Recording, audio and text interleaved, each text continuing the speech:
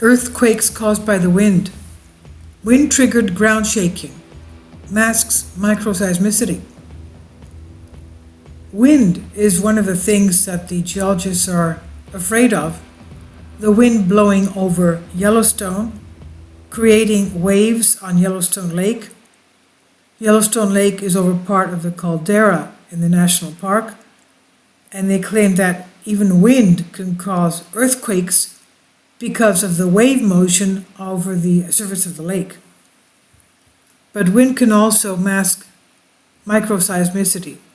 This is by Southern California Earthquake Center. I'll leave a link below for you for this on geology and geophysics.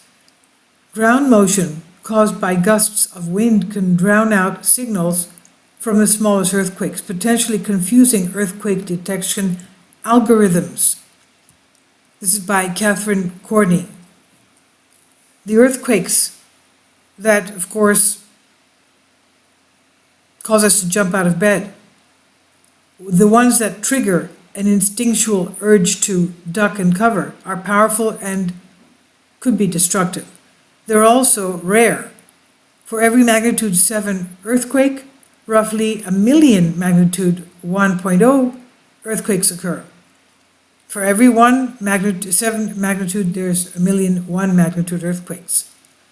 Earthquake detection algorithms must be able to accurately disentangle these numerous low-amplitude seismic signals from other sources of ground shaking.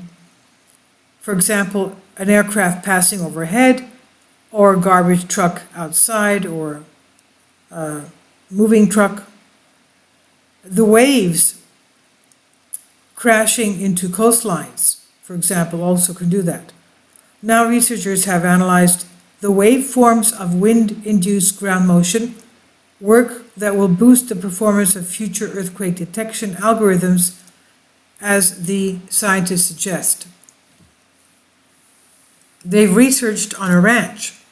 Christopher Johnson, seismologist at the Scripps Institute of Oceanography in San Diego, in California, and his colleagues collected data on a privately owned, unused ranch situated on top of San Jacinto Fault Zone near Anza, California.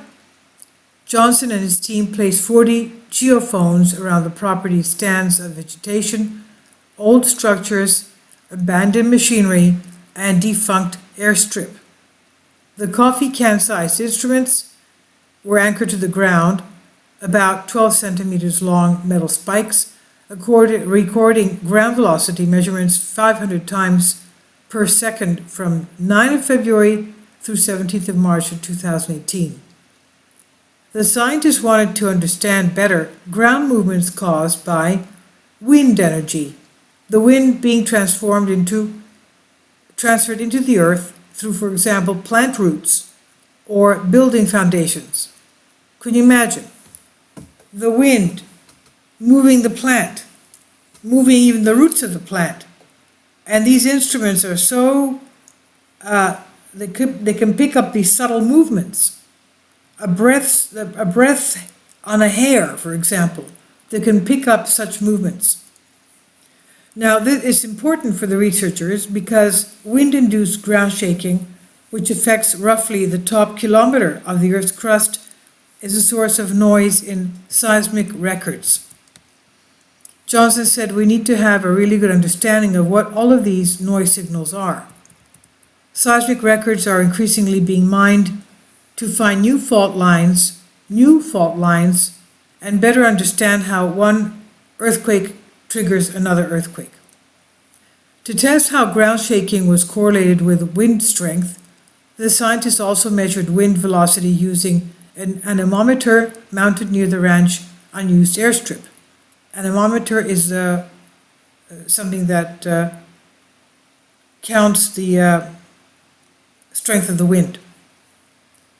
They recorded an average wind velocity of roughly 2 meters per second and a maximum wind velocity of about 15 meters per second, and then was masquerading as an earthquake. Johnson and his colleagues found that gusts of wind stronger than a few meters a second were linked to ground shaking characterized by earthquake-like waveforms. Okay, the wind the gusts of wind stronger than a few meters a second, were linked to ground shaking characterized by earthquake-like waveforms. The team examined the vertical and horizontal components of the wind-triggered shaking, and they found a consistently larger signal in the horizontal direction. That's because the wind is pushing above ground objects like structures and vegetation and machinery with a shearing motion with respect to the ground. This is what Johnson explained. Next thing the researchers did, they investigated the strength of the wind-triggered shaking at different locations on the ranch. They recorded the weakest signal on the hill and the strongest signal near a covered parking structure. These results make sense, Johnson said, because human-built structures are coupled to the ground through their foundations, which means that wind energy is efficiently transferred into the ground. The scientists also found that wind-induced ground movements were something strong enough to mask seismic signals arising from slipping faults. Quote, about 6% of the day there are wind-induced ground motions with amplitudes greater than what we're anticipating for micro-seismicity. This is what Johnson said. And that's bad news because that's a lot that can be learned from these tiny earthquakes. These tell a lot about the dynamics and faults of fault zones and foreshock and aftershock sequences. And the shaking can be deep as well. The scientists recorded wind-induced ground motion not only in the geophones resting on the ground, but they also recorded the 148-meter borehole that had previously drilled and instrumented with a seismometer. He said, we can see that the wind energy is going into the ground. He and his colleagues published their findings last month in the Journal of Geophysical Research, Solid Earth.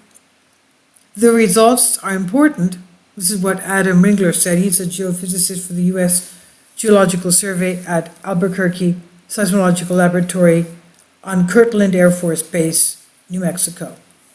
Not involved in the study, but he said, but improving our understanding of how non-earthquake signals get recorded by sensors, we can improve our ability to detect small events and characterize them. Now, in the future, Johnson and his team want to place more geophones near the San Jacinto fault zone. He said, we've been focusing on small areas, but you can imagine putting them over 20 kilometers. They're quick and easy to deploy. And this by Catherine Cornet, freelance science journalist. Citation, wind-triggered ground shaking masks micro-seismicity.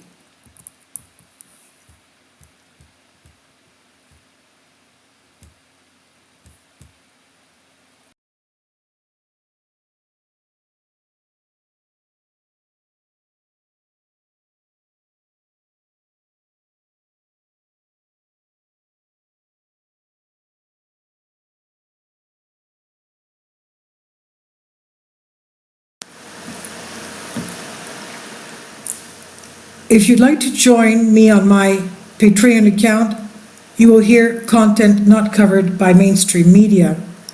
These riveting stories will be based on my research, and I will state my opinions and give my personal insight on diverse and controversial subjects and world events not covered by mainstream media, and not supported by YouTube guidelines. So whatever I have on my Patreon, most of those will not be on my YouTube channel. Please consider becoming a member today. More of the most significant and important videos will be on my Patreon channel. Your support helps me to continue my research and keeps this YouTube channel alive.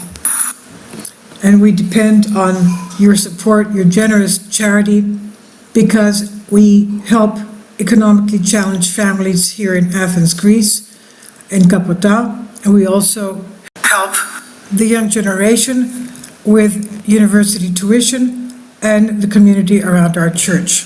Thank you.